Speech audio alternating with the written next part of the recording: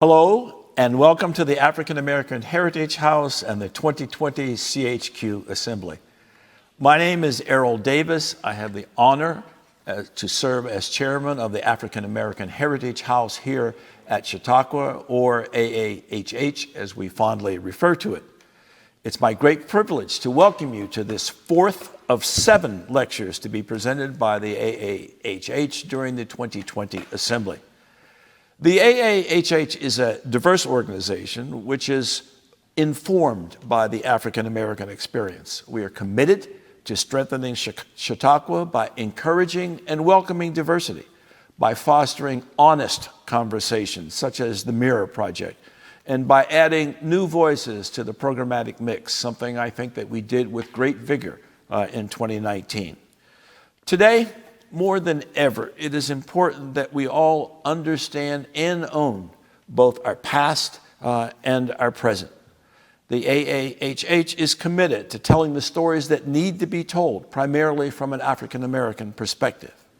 I encourage all of our viewers to visit our website, aaheritagehouse.org, to learn how you can become involved in our activities.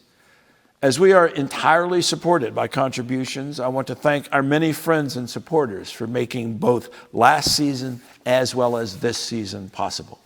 Particularly, I want to thank the Union Pacific Corporation for its underwriting, which assures that the voices of the marginalized and the disenfranchised will be heard both clearly and loudly this season. Without the generosity of our friends and our supporters, we would be unable to bring the quality speakers to Chautauqua that we have over the years and will do so again this season. So, from the bottom of my heart, thank you for your continuing support. Now, let's move into our program.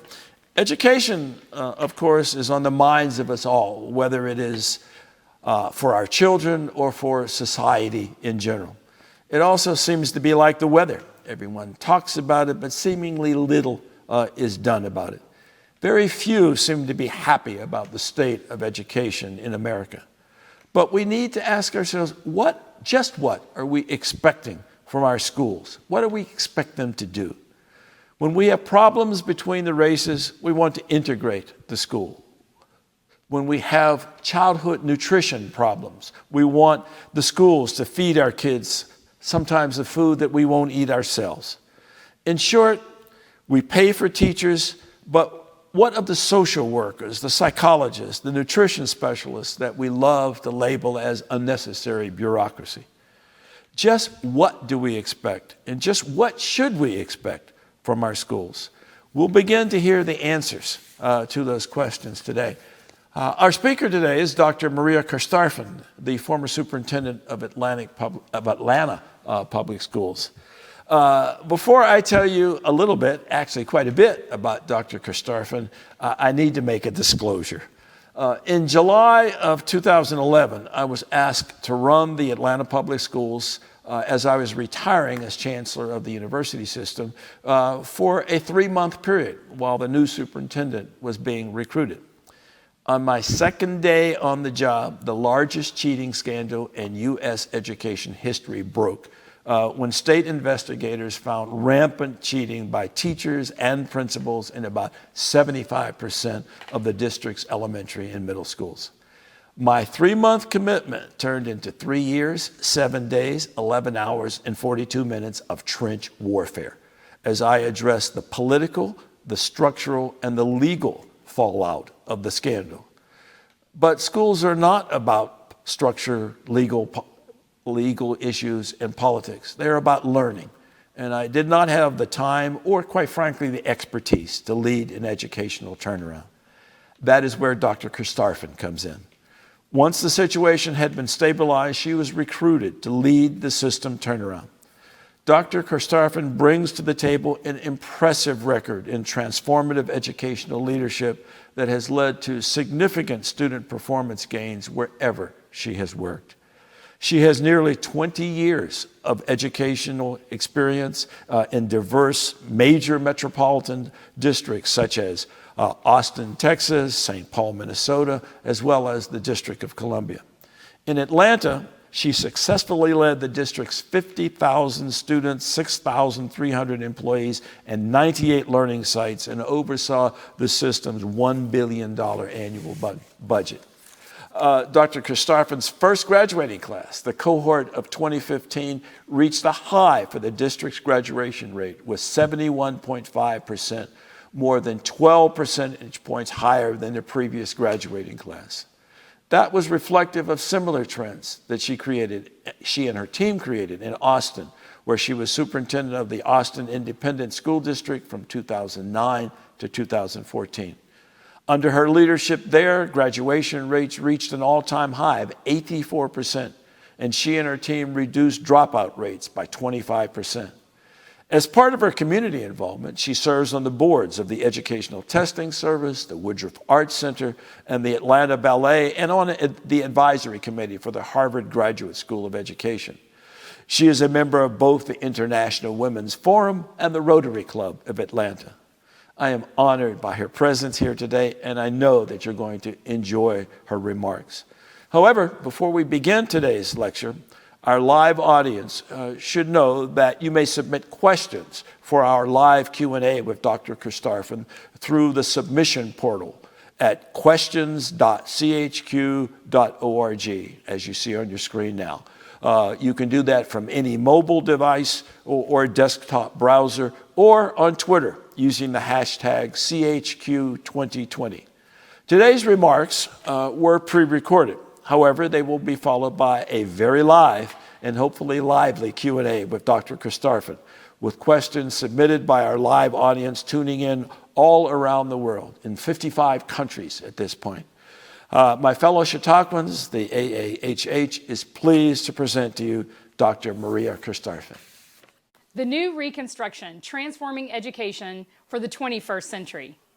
Frederick Douglass, who himself spoke to this body in Chautauqua more than a century ago, once wrote, "No republic is safe that tolerates a privileged class or denies to any of its citizens equal rights and equal means to maintain them." He outlined what was supposed to be the guiding intent of Reconstruction in what remains a relevant essay he wrote for the December 1866 issue of Atlantic Monthly. Taking that lead from Mr. Douglass, I want to make the case for a new Reconstruction anchored in the transformation of public education. I am Meria Carstarphen, a career urban schools superintendent. I've served 3 capital city school districts, most recently Atlanta Public Schools, collectively responsible for the educations of approximately 250,000 children.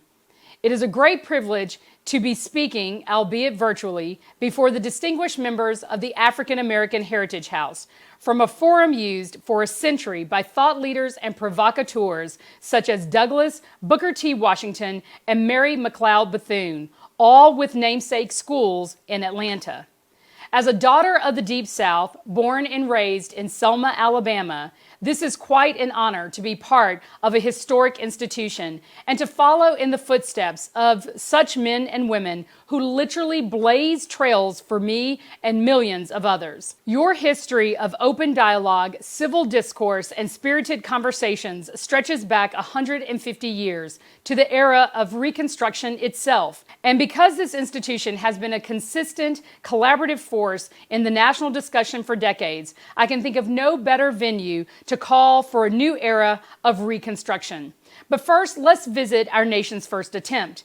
There were 3 major initiatives guiding Reconstruction: restoration of the Union, transformation of Southern society, and enactment of progressive legislation to establish and enshrine the rights of formerly enslaved people.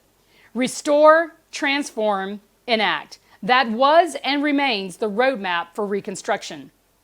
Before I explain how the same roadmap can continue to guide us forward for a better future, I want to make clear why now is the moment to be revisiting this movement. We often have to accept incremental change and modest reforms because there's simply too many moving pieces, too much momentum around our long-standing systems and institutions. We couldn't just hit pause on our society, fix everything that's broken, and hit play again. At least that's what we've said to ourselves until now. In a way that has no parallel in history, we have hit pause on our society. We not only have the opportunity, but we're being forced to fundamentally rethink the ways we operate, the ways we engage with others, the ways we support each other. What gives me hope is that as we face this moment of reckoning, we're also facing constant reminders of our interconnectedness, of the ways we exist in community. That may seem like an odd thing to say as we all sit in our increasingly separate geographic and political spaces, but this pandemic is forcing us to recognize our connections to the person getting off the elevator as we get on, or the person we pass in the grocery store or sit next to on a plane. We're being forced to recognize the ways our individual actions can affect vulnerable community members in invisible ways, and the power we have to confront challenges when everyone commits to changing our behavior and doing something together. To translate this reckoning into a reconstruction, one that truly rebuilds and redefines our society, requires revisiting the same roadmap that guided Frederick Douglass and others in trying to restore, transform, and enact a better union. So herein lies the task before us. We must restore the original intent of our public schools, grounded in inclusion, equity, and community.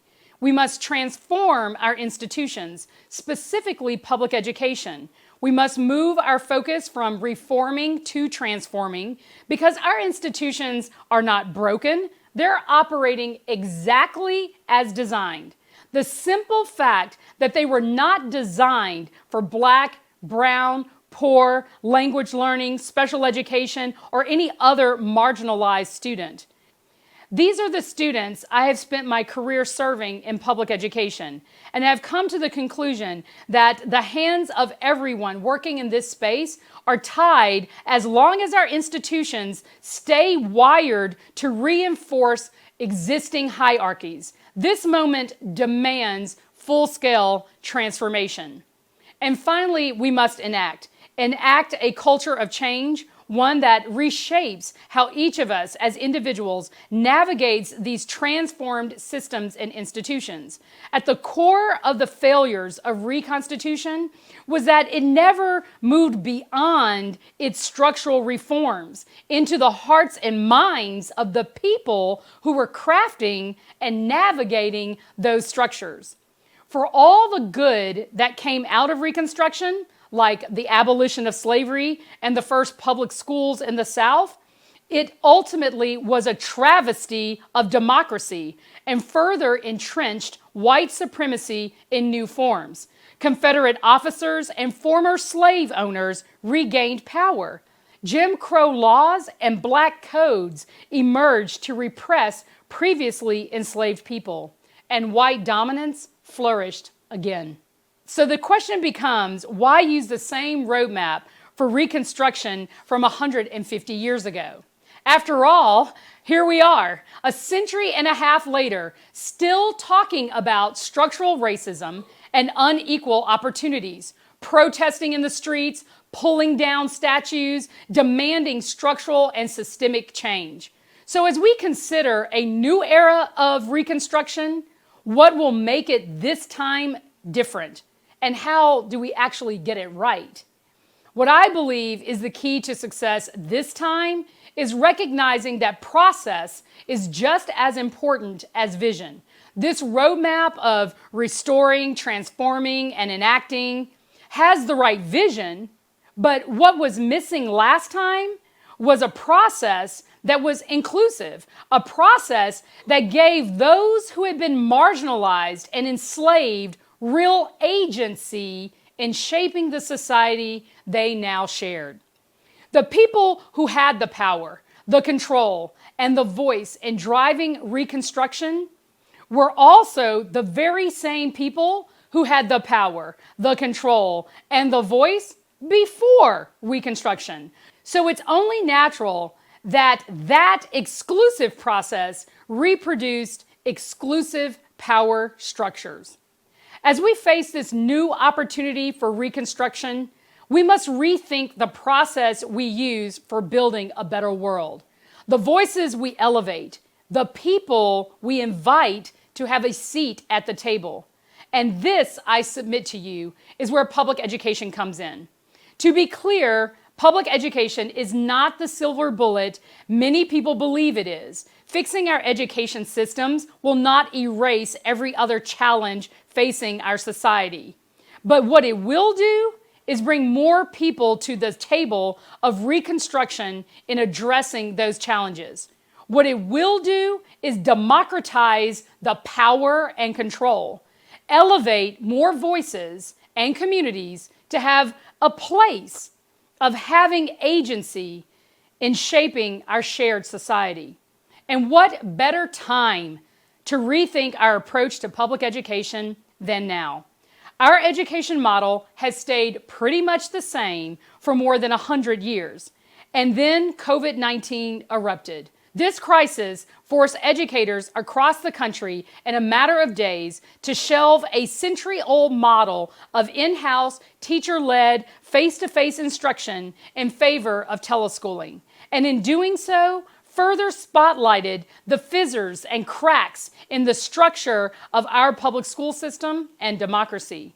In the past, when trying to address these challenges and their symptoms, many school districts would work on the fringe, trying to correct flaws with bubblegum and Band-Aids. These were stopgaps, not solutions.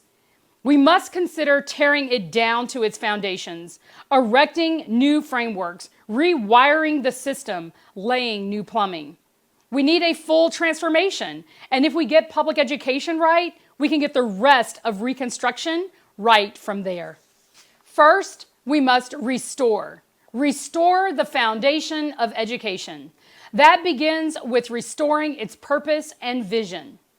The father of American public education, Horace Mann, similarly to Douglass, a leading figure of the 19th century, championed guiding principles for public education under the premise that our country cannot maintain both ignorance and freedom.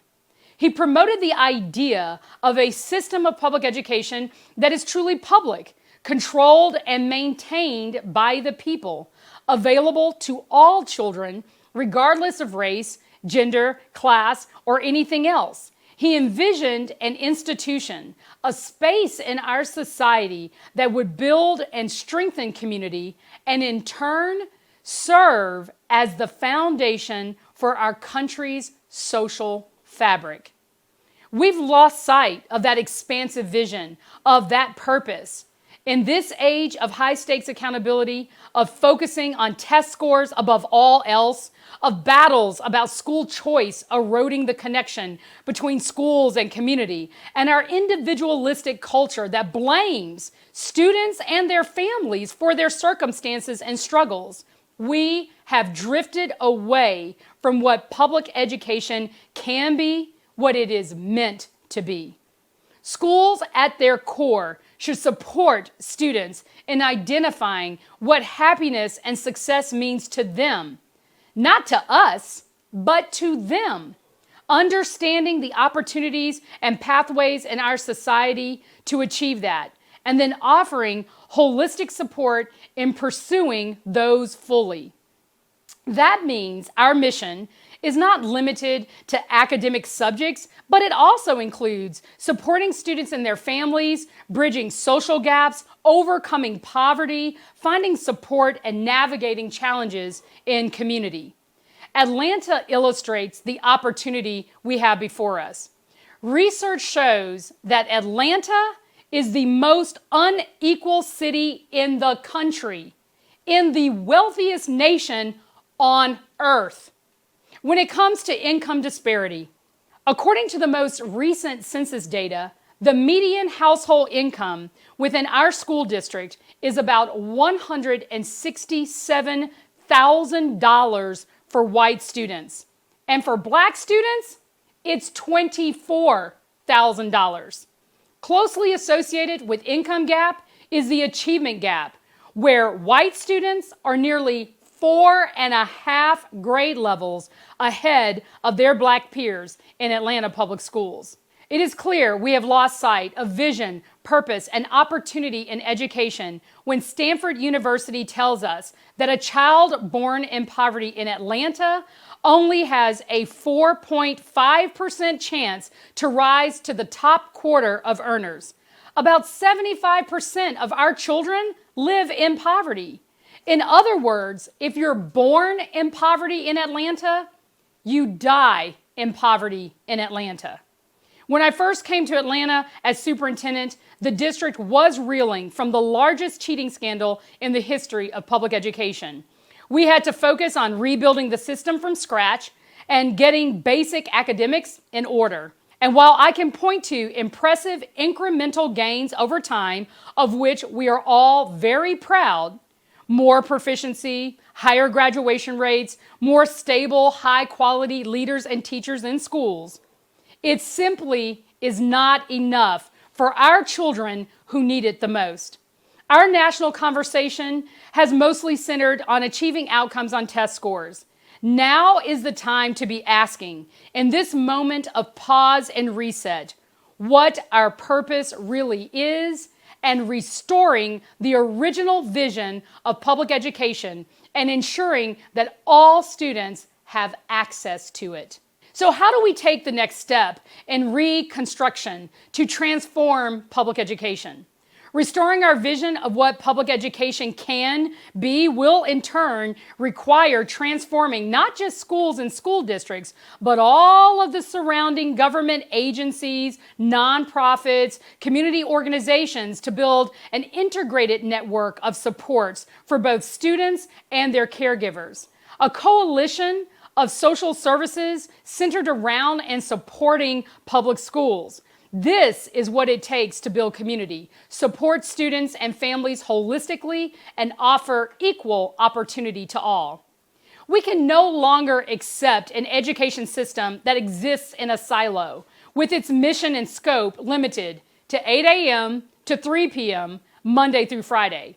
We can see that this has not been working in its current construction, and it never will for our kids or all kids.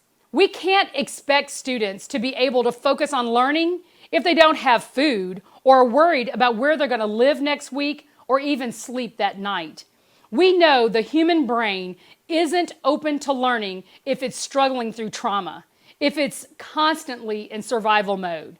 We need to address unstable housing, food deserts, lack of transportation, and so many other issues before we can truly expect students and their families to have the social and emotional bandwidth to meaningfully lean into education. But public schools can't address these issues alone, especially in their state of chronic underfunding. As we expand and restore our vision and mission for education, we have to bring others to the table in working to fully liberate students and families from these concerns, empowering them to focus on their pursuit of happiness. For too long, we've allowed ourselves to fall victim to the myth that if we could just strengthen our public schools, if we could just get students the academic skills they need, graduation rates and wages would increase and poverty would therefore decline. Admittedly, I did too. For years, I thought that simply investing more time and money in schools would be enough. But having now worked in 3 large urban school districts, I've come to realize that there are cycles of poverty, of violence, of illiteracy, of organizational and political dysfunction that run so much deeper, are calcified at the foundations of our web of institutions, and will require an integrated approach to break them. And you don't just have to take my word for it. Research shows that income inequality outside of schools is as much a barrier for learning as a quality teacher in the classroom.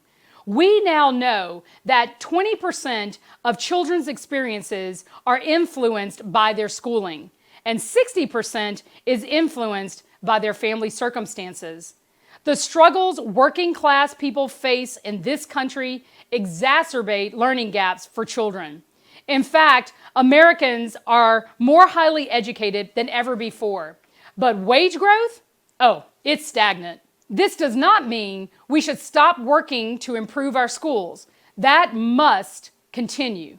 But it does mean that the education system cannot fully compensate for the ways the economic system is failing Americans, especially minorities. The country actually does have many high-achieving school districts, and they are supported by thriving communities and a secure middle class. Says the author of Better Schools Won't Fix America, great public schools are the product of a thriving middle class, not the other way around. Pay people enough to afford dignified middle class lives, and high quality public schools will follow.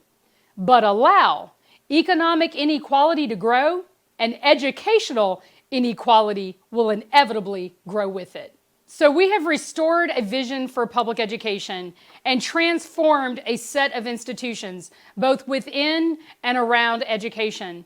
But how do we make it sustainable? How do we avoid this Reconstruction suffering the same backslide as the last one?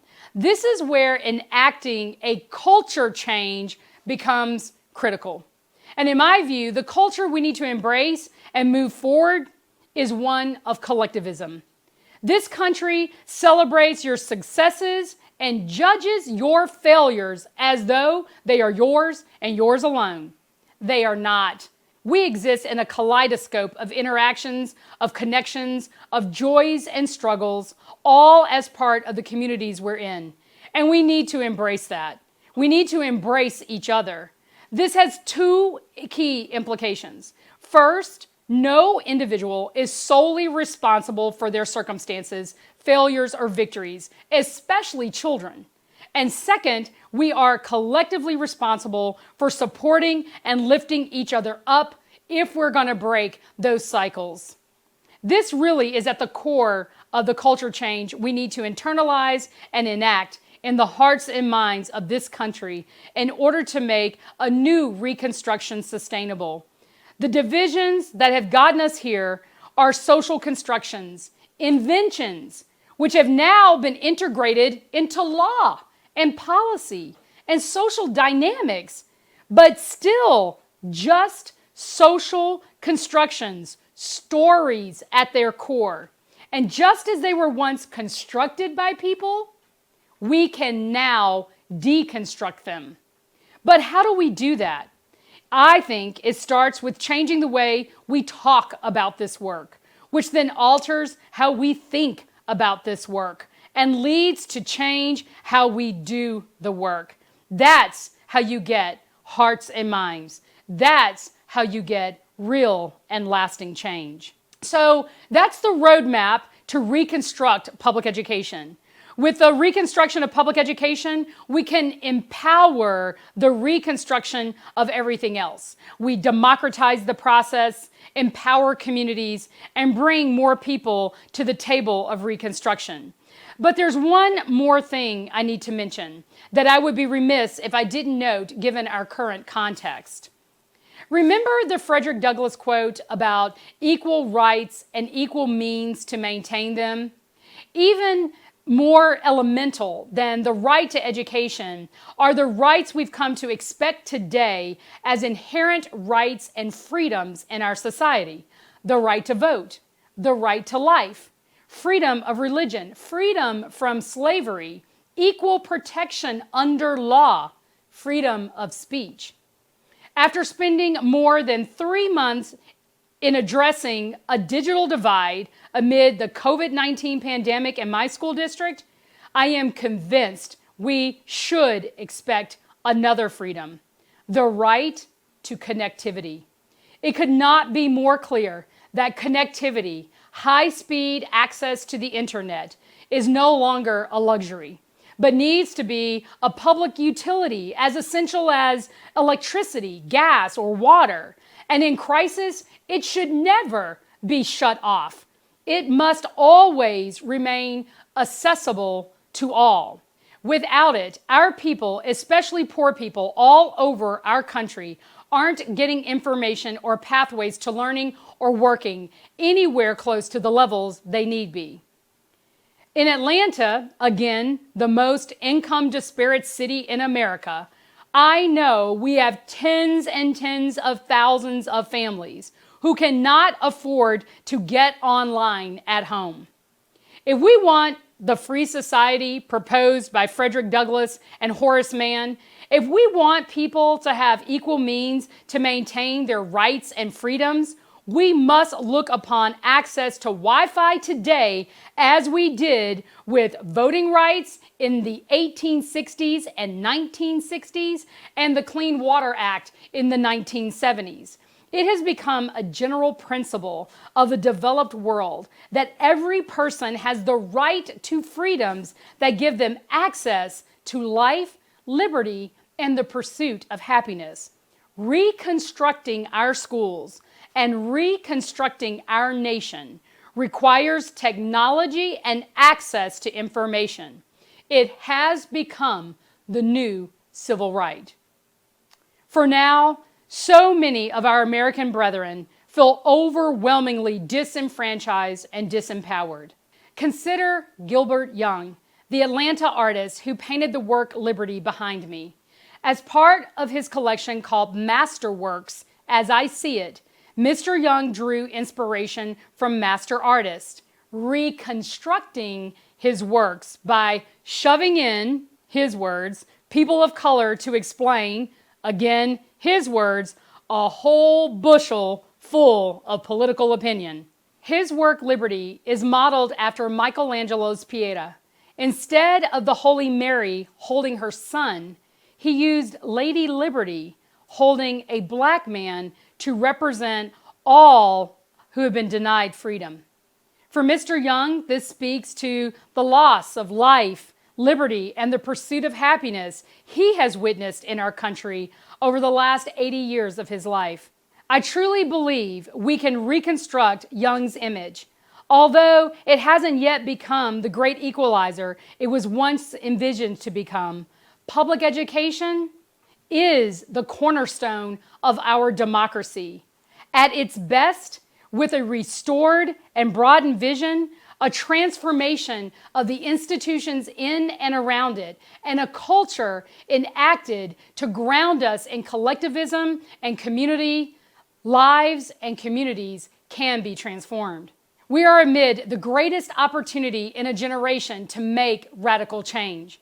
We have the opportunity for a new reconstruction, one led and informed by a diverse set of voices, one that empowers the disempowered and truly offers everyone equal rights and equal means to maintain them, one that finishes the work that Frederick Douglass started, standing before this very group all those years ago.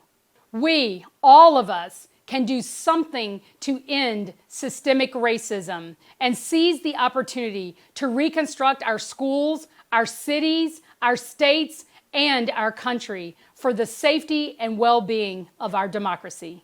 Thank you.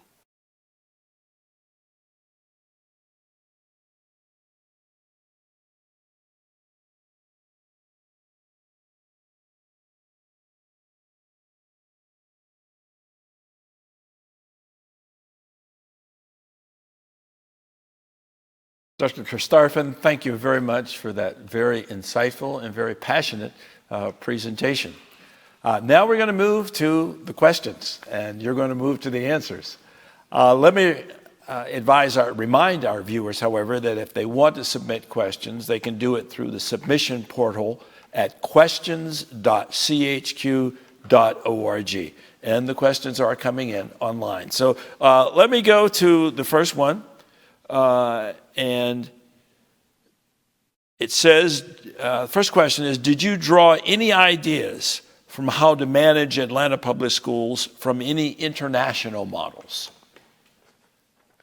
Great. First, I just want to say thank you to the African American Heritage House for having me and for everyone who's watching and engaging in this discussion. I just have to shout out Errol Davis, who was my predecessor in Atlanta Public Schools. And literally, we all say this, the former chair of the school board, he literally ran into a burning house to save children. And those 3 months that he referenced actually, I think, ended up being 3 years and a little longer than your count, but you're the expert. But it literally is like a lifetime. Superintendents do their job in dog years. And so I want to thank you for your 21 years of service. But I love you, Errol. I thank you for making it possible for me to have a fighting chance when I went into Atlanta Public Schools. Without you, I don't think that could have been done. So to the question about did I look at international models? As a student, both in high school and college, I did study abroad in Innsbruck, Austria, and Seville, Spain, and worked in South America, Venezuela in particular, for work. And one of the things that I think I learned the most by being in those countries was the strength of some of the faith-based school models. As a Catholic and as someone who has worked for Catholic ministries, and part of my career, I did see, especially like in Caracas, Venezuela, where we were working in the shanty towns, Las Minas de Baruta, as one of our missions for education. There was a lot about the speech that I think reflects this concept that is kind of anchored in the belief that if you are able to serve, you serve those people who are most disenfranchised, most marginalized. And the thing that I took away from that was that they always recruited and assigned the best nuns who had leadership experience, the best teachers who had been trained and educated in the premier institutions around the world, and they were assigned to the highest challenge areas. And I feel like at the heart of what I'm talking about in this speech is that that when you typically think of those who have the most and are more socioeconomically stable, there always seems to be not the same level of care and investment in communities that need the most care and investment. But one of the models I saw, at least in through the Catholic faith, was that the strongest voices, the strongest talent was placed in the areas where there was the greatest need. And I think that this speech in part reflects that call for collectivism as it relates to education. Let me, if I might, build on or unpack a bit that point on collectivism. I found it interesting yet challenging, and I wonder how you would reconcile your call for collectivism with the rugged individualism that has been the supposed character of the American nation. Yeah. I mean, rugged individualism, as you described it, has a really nice ring to it, right? I mean, we're Americans after all. We're scrappy. There are many points in history where just about every group of people have had to fight for their rights, and it's been pretty individualized because of the things that make us different. I think that the thing is that the rugged individualism gives you this sense that as an individual you can kind of get through any challenge without any support, and I think that just isn't true. I think oftentimes it's a case by case basis, or the outlier that kind of beats the odds, which is great, but I don't think it's the norm. And I think that that's reflected in our society right now more than ever. COVID-19 kind of rips or puts in the spotlight all the things that were most disparate about the experiences in our country. And I just think not only can we not face the toughest systemic challenges alone, but our insistence on individualism for individualism's sake does not support our democracy. The best things that have happened in our nation, the thing that makes us a place that all people at some point are either incredibly curious about or come here and want to live and experience the United States, is based in the fact that we are at our greatest when we are working together. And And while I think that it is core to our American identity, I also think that that you have to kind of go back to the beginnings of our country, and the Declaration of Independence actually starts with the word "we." And I always think about that, knowing that there are lots of demonstrations and people have a lot of issues that they want to put on the table, and that's important to raise awareness. But I don't think that at the heart of why people are reacting in those ways, that you are tied to this individualistic notion. I think it is a cry or a plea even for our country to come together around a national movement or a national effort to correct a wrong or right a wrong that people are experiencing. And I grew up in Selma, Alabama. It's where I was born and raised. My parents lived there. My mom, after my father passed, still lives there, and that I think is something that I grew up with in my heart and my mind about what it takes to actually make great things happen. It requires people. It requires people from all over coming together to make that change for the betterment of our country. And so while individualism is real and a unique part of what it means to be an American democracy, I don't think that is the thing that makes us strong and makes us a compelling nation. Okay, great. Thank you. Mel, we've gotten a couple of easy questions. Let's move to a little harder one, move to the political arena a bit. And I'm going to combine two questions here because they are both about unions. One says there's something of a re-examination of public sector unions happening. Though this is primarily focused on police unions, can you talk about your experience with teachers' unions? Have public sector unions become too powerful? And the second one is a much more benign expression of that, which is how can administrators and union leaders work together to solve the problems you spoke about in your talk? Well, first, having worked in D.C., the Midwest, another country called Texas, and then the Deep South, I can tell you that my experience with labor unions I think I learned the best and the most from labor leaders. And I know that's probably controversial to say. There are a lot of people who talk about dismantling the power of labor and challenging some of the older concepts. But my experience has been that when the rubber hit the road, when I really needed a collective voice around an issue like pay and compensation, better health care, supporting, you named them, Errol. You mentioned psychologists and social workers and the other support staff for the instructional staff and the leadership staff in public school districts. I mean, all of those people need advocacy, because I know you also said, you mentioned the political, structural, and I think it was legal issues you experienced with the cheating scandal in Atlanta public schools. Well, I can tell you they didn't go away when you left.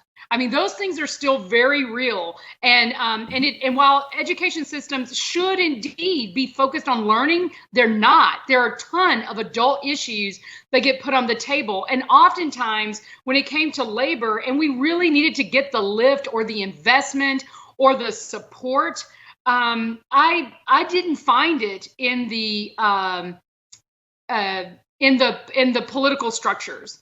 Oftentimes, those people who are elected or if you're in a dysfunctional situation or a broken system, you are not able to get people to politically do the right thing for the right reasons at the right time. And my best partners in bringing those issues to the forefront have often been labor groups. And while it's not perfect, and I think they would admit that too, and sometimes they go too far in isolating people on some issues.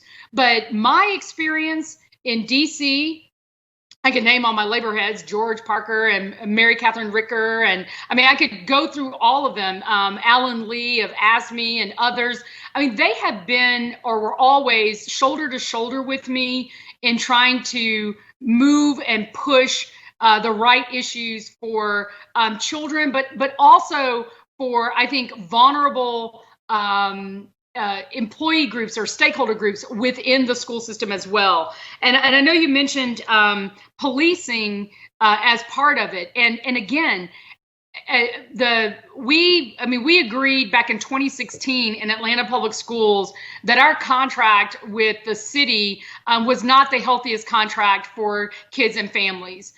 We wanted to have a police force that was anchored in social justice and restorative justice and social emotional learning. And we retrained our officers once we broke away from the old contract into a new direction. And even within that, our labor groups supported us. And we were able to have honest conversations about that. And I do think it's a little bit of your style and how you see those kinds of partnerships. And I can't say that we always agreed or that we didn't have a couple of moments where we would butt heads significantly. But at the end of the day, when I look at all of my experiences, I do think the districts were better off because of our labor partnerships. And most recently, the one with policing and police officers in schools under all the challenges that our country is facing right now, we would not have the design we have today if labor did not have an open mind and an open heart about what we were trying to achieve for children. So, and I know there's different stories around the country, but I think my experience has been very different, and I feel very fortunate for that. Well, thank you for that answer. When I ran, a large corporation, and I would often hear from my leadership team somewhat disparaging remarks about the union, and I would remind them that unions exist because we were there and acted in a manner that caused them to be formed. And so, when you think about that, I think, and as you have done, you'll have much better relations. Now, speaking of relations. And Errol, can I say one thing? Somebody said, Sure. like, how do administrators and unions work better together? I mean, I think that even when the delivery of the issue might be super intense and sometimes can be a little offensive when you know you've been in the trenches working hand in hand, trying to make things happen for kids and staff members. But, issues can be brought in a not so collaborative way I've experienced. But one of the things that I think is that I think would help administrators and labor leaders work better together is that there's always a nugget of truth on both sides. And if people just take the time to unearth what is the nugget of truth, is it true that, that this particular benefit isn't really benefiting and that you can get a better deal by doing X, Y, or Z? But if you just take the time to try to unpack that, I think that you are able to move an agenda faster. I also would encourage on both sides that people attack the issues, not the people. I've seen that across the country, that there's a lot of personal attacks when issues get tough. In between labor and administration, blaming and accusing. I think there's a lot of work we can do together to make it more issue-based and less personality-based. As a reflection of our governance structure in this country, we have a very disaggregated educational system. And there are a lot of spokespeople for education. Each state tends to have its own education secretary. Every school board has a spokesperson, but we also have a secretary of education at the national level, and we have a number of Betsy DeVos questions that I will just combine into one or two questions. One of them is, what is your assessment of the Department of Education under Betsy DeVos? And again, we know that your answer will keep in mind that you will be looking for further assignments. And so the second question is, what would you say to Secretary DeVos if you had a chance to interact with her directly, one-on-one in private? Yeah, so my assessment of I think different people go about this in different ways. I'm a dinosaur in urban education. Errol, you did your term, and but I've gone through it 3 times, and I've spent my career focused on urban education. I deliberately went to graduate school to study a concentration in have a concentration in urban superintendency, and I only wanted to work in capital cities. And the reason I did that is because I think that the implementation is as like I said in the speech, the vision is as important as the implementation path. So the ends doesn't always justify the means. And I say that because I believe when you look at the Department of Education, I know it's easy to look at it from one administration to the other, but my experience has been that I look at it over a period of time. So I don't tend to hang on to it was Betsy DeVos today and somebody else yesterday and somebody else tomorrow. I'm looking at what has the Department of Education done throughout a period of time. I mean, in other words, you're kind of looking at it from a research eye. How has the trend kind of flowed? And so, it's easy to focus on the person and the administration, but I will say this about our Department of Ed in my tenure as a upcoming leader and a former teacher and someone who really cares about public education as a graduate of public schools growing up in Selma. I feel like in my entire career, all I've known, starting as a teacher and completing 3 superintendencies, is that everything has shifted from whole child to high stakes testing.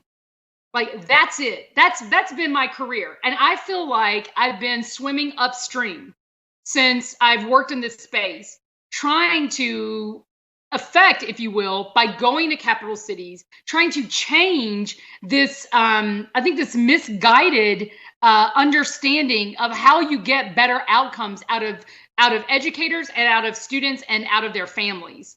And so we can look at just DeVos, and I will talk more about the one-on-one in a moment. But I think it is something we need to wrestle as a country. We have shifted to a model that is only about outcomes. And we got to a point in our country where I think we literally broke the spirit of a lot of good people wanting to work in that space and completely undermined our ability to serve Black, brown, poor, disenfranchised children better. Because if we want to get this right, I think every administration since the 1990s to today, which is kind of where I've been spending my career, has focused on a high stakes accountability model that does not serve the children I care about in urban America and across our country. In other words, Black, brown, and poor. And the issue is that the work around whole child development, social, emotional, and academic development, making sure that kids can set goals, overcome obstacles, and develop healthy relationships, making sure that we have some balance within our curriculum instead of double blocking and double teaching. I mean, actually getting to know our kids better and individualizing our approach and investment in them. That has all been thrown out of the window for far too long, in my opinion.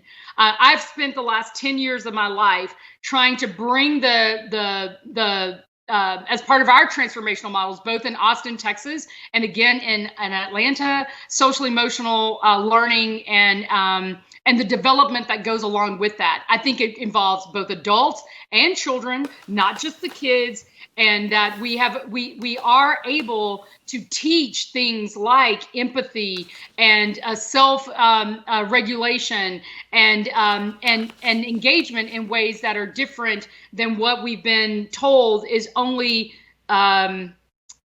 valued when you're assessing a quality school or a quality school district, whether or not, you are acceptable or unacceptable, and everybody creates those report cards and gives you grades and whatnot. I mean, I just think it's just ridiculous now. I have seen real transformations, people moving from very single digit performance to double digit performance, and yet you don't get any recognition for that kind of work. And so I think, my assessment isn't just the current secretary.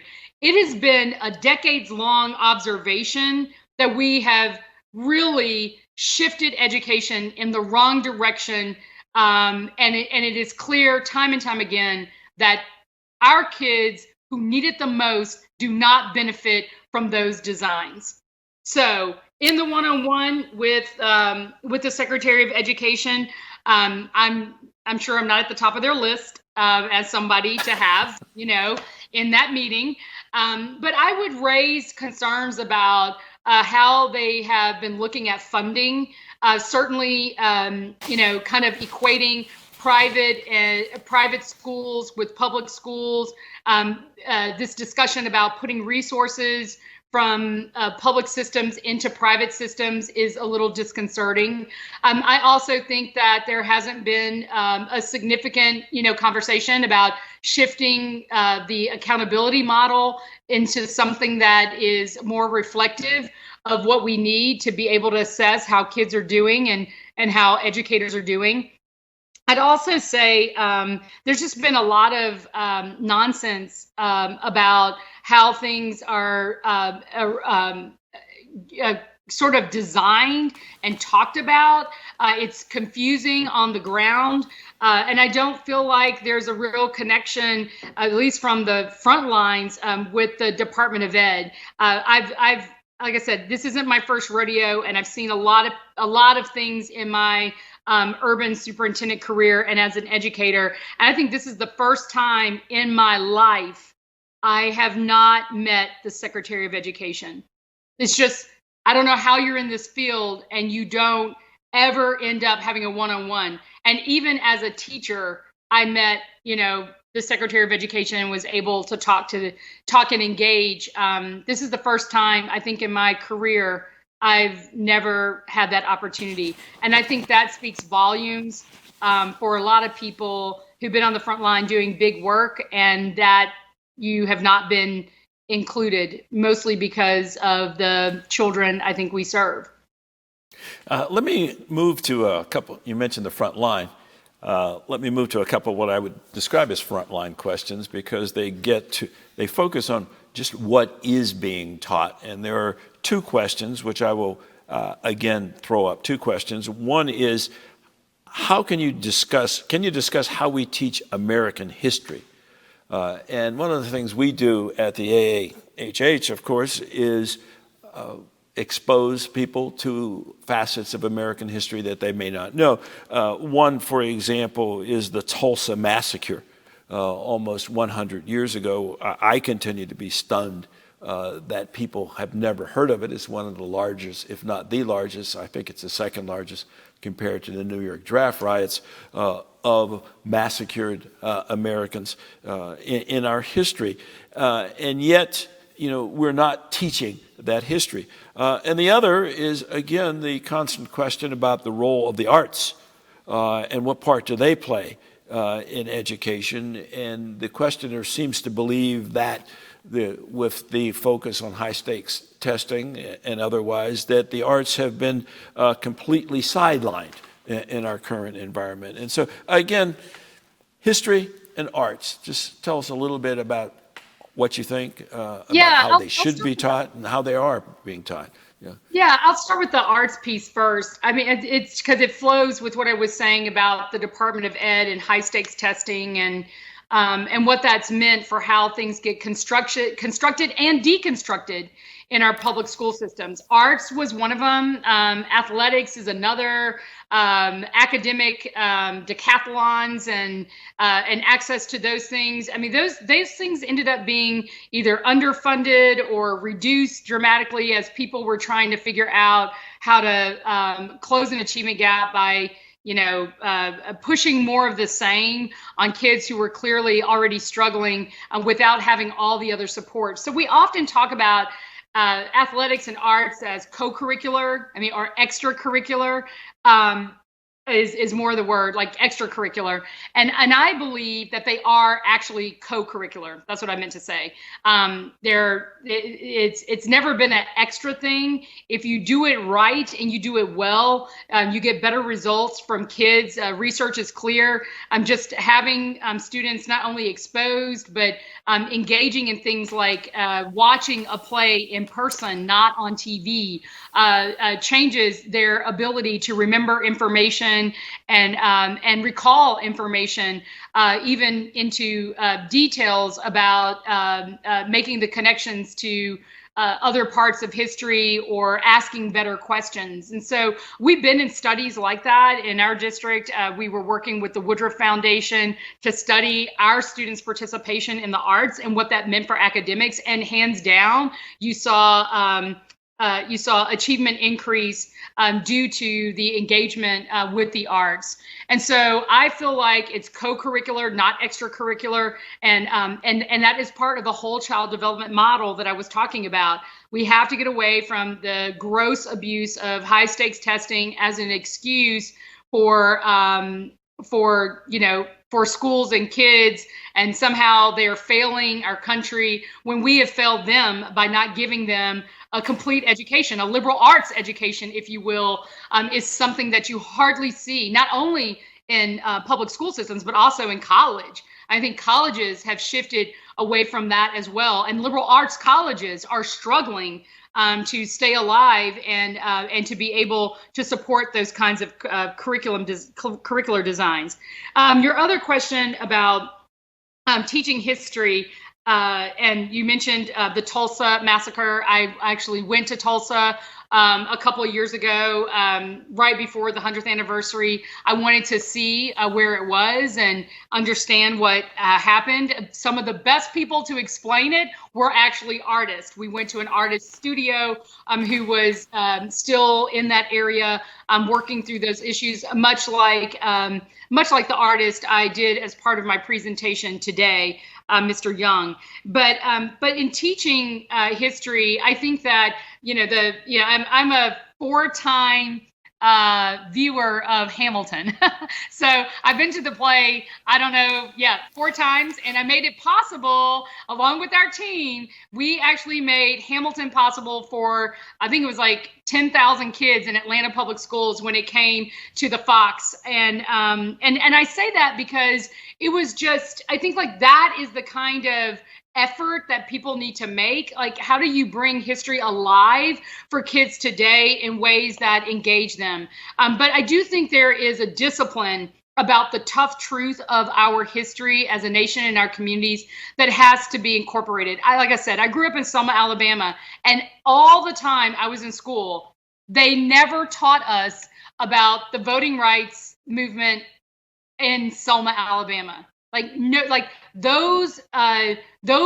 people who were part of the march, that were part of the voting rights conversation, they were never championed in our schools as a norm. I would say that was never part of our discussions in class, and I was even in advanced placement and honors classes.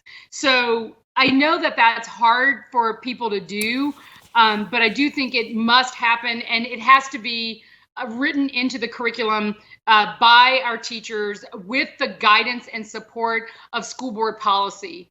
There's always a battle about what will and will not be included, but there are policy approaches both at the state superintendent level, the Department of Education, and certainly in your local school boards, where those things can be incorporated and expected to be taught. But I'll tell you now, the reason they're probably not taught is probably not as difficult as, I've said in this speech around, there's some systemic racism, but I also think that part of it is because it's not tested.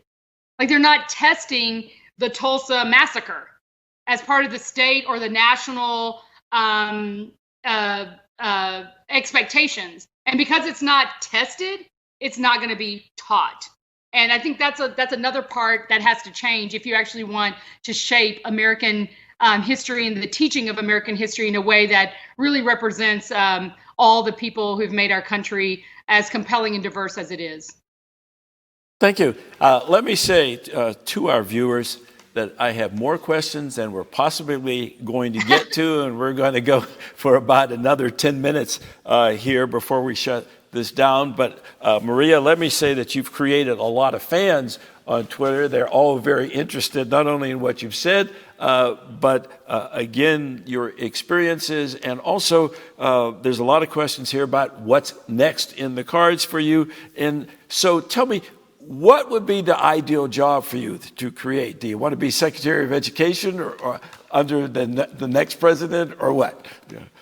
Well, I would say, given what I've seen, it would absolutely. I'm the kind of leader that needs to be matched well to the.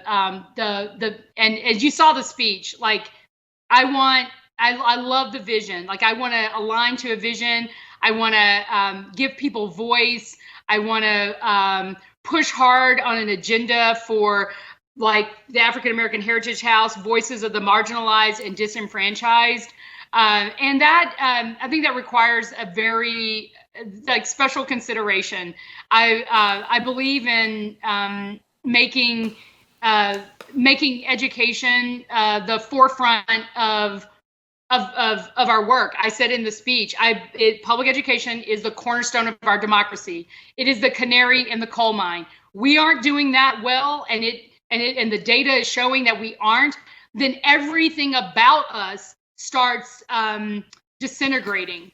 Every opportunity that we should have becomes a hope or a whisper, not something that's tangible. And so I think, given the needs of our country for the future, a new voice in the Department of Education might be welcome, and that it would serve a lot of people who are brown like me, who are listening to this presentation, who care about diversity and supporting our country. I think that would be an honor, of course, to be able to shape the future and actually clean up, not just under this administration, but a few administrations, this notion that accountability is the end all and be all of how you make people do better and kids perform better. I think that's played out. We've learned a lot of lessons, and we need to shift in a new direction. But I want to be in a place where you can serve children and families, make communities thrive, and have a national platform to clean up a bit of some of the things that have gone awry over the last few years. And I think it's going to require a lot of soldiers, and that is a little bit of me. I don't mind doing all the hard work, not asking people to do anything I wouldn't do myself, but I do want to see our communities be better, and I think that does require committed leadership, and that's something I am willing to do. Well, I am sure all of your newfound fans are going to keep keep a real eye on what happens next for Meria Carstarphen. Well, I think the real question is, are you a fan, Errol? I just got to make sure, I didn't lose you on the way. I'm the moderator today. I'm unbiased. But I am happy that you didn't blame anything on your predecessor. Let me say that. Well, that's the norm. More seriously, you did a solid, wonderful job. I do. I love you. I love you. I love your wife. I think Atlanta owes you a lot for holding it together to make it possible for us to have done the lift that we did. Well, thank you for those comments. I admire your work. Let me say that. Let me turn to a more somber subject, and of course, the pandemic. A lot of parents are concerned about sending their kids back to school, and you had, of course, some experience on getting the kids ready for that. Do you think schools should open right now? Right. I said this from the beginning. I think that there are there are certain student groups that will not be served from a virtual model. I think it is very difficult. No one can convince me that kids with special needs, language learning students, children in high poverty, we call it direct certification, like they've been homeless or they live on food stamps. I was on the front lines delivering food and technology for months on end. And I know that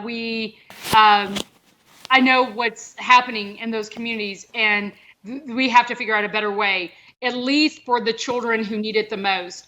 And so I think that there are absolutely ways for us to try to create a boutique model for those students and get them connected to an educator, people with the expertise that they need to help them through this school year. But as it stands right now, if people can afford, and that is loosely, that's loosely defined, but if you can afford to do teleschooling and create a structure in your home to make that possible, I do think that should be utilized and that should be the priority. You should absolutely not be in school in the buildings as they are structured right now. It is too difficult. And it's also, and the cases are growing, especially in the Deep South.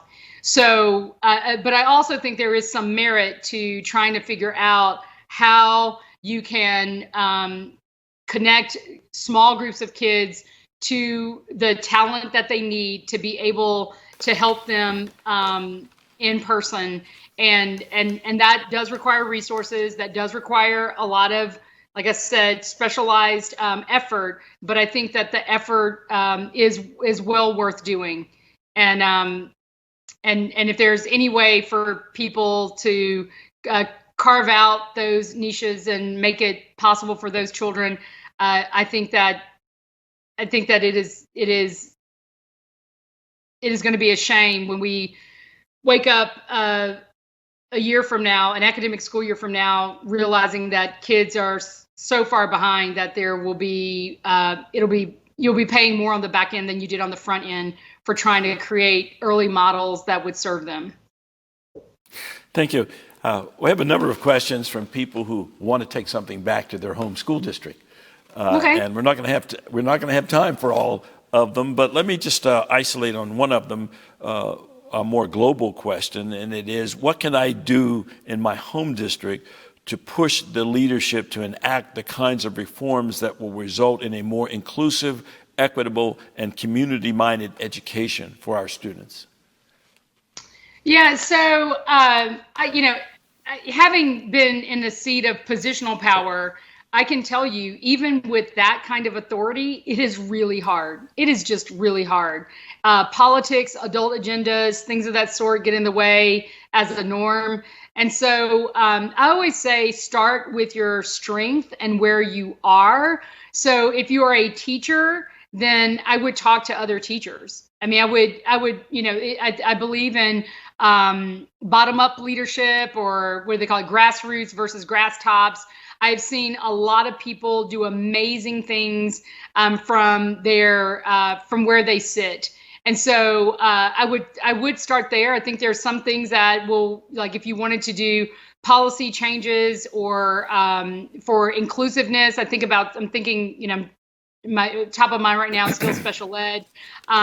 There are inclusive practices about how you do a better integration of special education students in general classrooms, but that typically requires some kind of policy change or administrative procedure change and training. And so I think principals, leadership is key. I can't think of a school that moved the needle that didn't have a great principal. You have to get your leadership straight. And so I think it's acceptable for team members in a school to want that kind of leadership, to demand that kind of leadership. And I think when principals are strong, they can help you make those changes. I believe in cutting through the bureaucracy of positional authority. I'm a non-traditional superintendent in the sense that didn't believe there was a particular order that you had to do things to get your voice to be heard. And so I would encourage you even to talk directly to the broker of the issue. If it is around social emotional learning, then I would go to the academic officer. If it's around policing, I would go to the head of the SROs or your chief of police. If it's about budget or resources, I would go to the CFO or the superintendent. But I would cut through it and get your issue articulated and send it straight to the person that you think can influence it the most. Nothing ventured, nothing gained. But I think you have to play full out if you want to make change in education today. I think this is a great place to end this conversation, to talk about excellent leadership, helping to create excellent outcomes. On behalf of all of our viewers who cannot clap, let me thank you for an excellent presentation, followed by an excellent set of responses to some quite challenging and difficult questions. To all of our listeners, let me say that we'll be back next week with another program, an educational program about we're going to focus a bit about wealth disparities between Black and white Americans, and just why did this occur? Did it occur because Black Americans didn't work quite as hard or weren't quite as smart, or were there some structural things that have prevented the creation and the accumulation of wealth in America? We're going to talk a little bit about that next week. But again, Dr. Carstarphen, thank you for your many contributions all around the country and the 250,000 children that have been impacted by your leadership. And I think I join a lot of our viewers by saying we'll keep our eyes open to see how many more you're going to impact in the future. So again, thank you to you, and good evening to our viewers. Thank you.